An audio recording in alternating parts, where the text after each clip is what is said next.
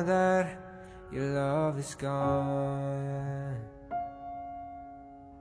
If kids or toddlers drink more than 16 to 24 ounces per day, they are at an increased risk of iron deficiency anemia. Some symptoms of iron deficiency anemia can include pale skin, feeling more tired than usual, dizziness, shortness of breath, and even high heart rate called tachycardia. That's because number one, cow's milk does not contain enough iron for their rapidly growing bodies. Number two, sometimes they get so full of milk they don't want to eat other good sources of iron-rich foods. Good sources of iron include dark green leafy vegetables, chickpeas and lentils, meat, poultry, and fish, and also cereals fortified with iron.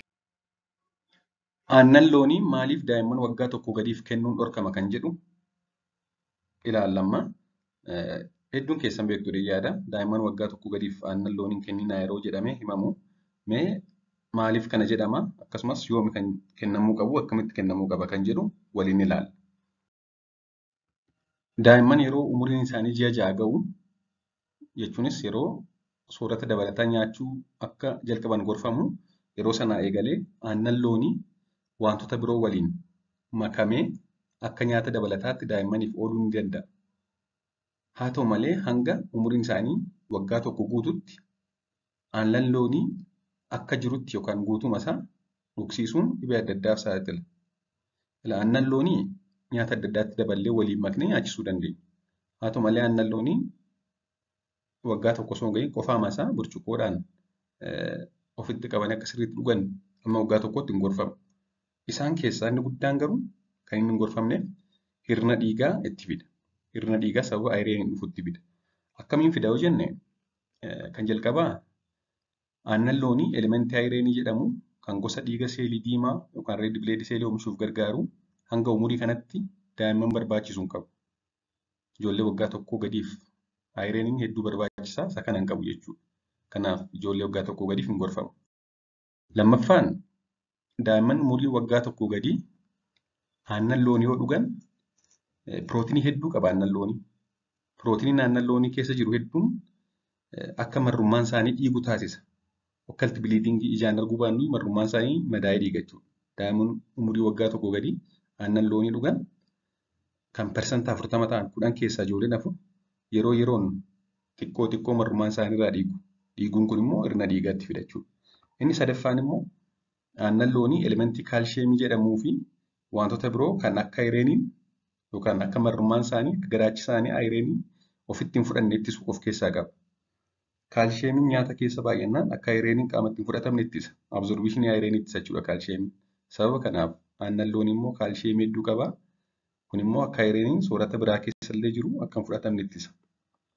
Kanaaf egaa daa'imman umuriin isaanii waggaa tokkoo gadiif aannan loonii qobaasaa kennuun hin gorfamu. Haa ta'u malee soorata adda addaatti maknee waliin firfirii fa'aa hojjennee fi kennuufii dandeenya.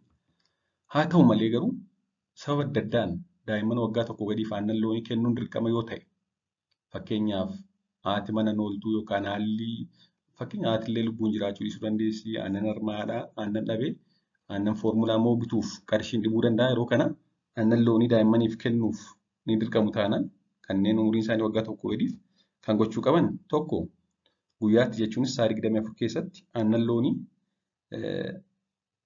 ml 700 burcuqqoo tokko walakkaa caaluu hin qabu kan isaan dhugan sa'a 24 keessatti umuriin isaanii waggaa tokko hin geenye taanaan.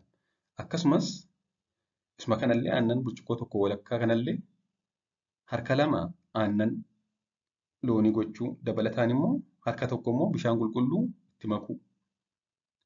Aannan loonii kana burcuqqoo tokkotti fakkeenyaaf bishaan siinii tokkotti maknee waliin danfisnee immoo qabbaneessinee daa'immaniif kennu. Yoo aannan kanatti bishaan maknee immoo waliin danfisnee qabbaneessinee daa'immaniif kennine carraan hirna dhiigaa fiduusaa ni hir'ata. Kanaaf ijoollee waggaa tokkoo gadiif aannan loonii kennina taanaan guyyaatti burcuqqoo tokko walakkaa caaluu hin qabu. Kunillee bishaan of keessaa qabaachuu qaba. Bishaan itti dabaluu qaba. Dabaluu qofa osoo hin ta'in waliin danfisuu qaba. Yeroo waliin danfisnu pirootiniin akka marrummaan daa'immanii dhiiguu taasisu ni dhabamsiifama. Yeroo kana immoo hirna dhiigaa akka ittiin finne hir'isa jechuudha.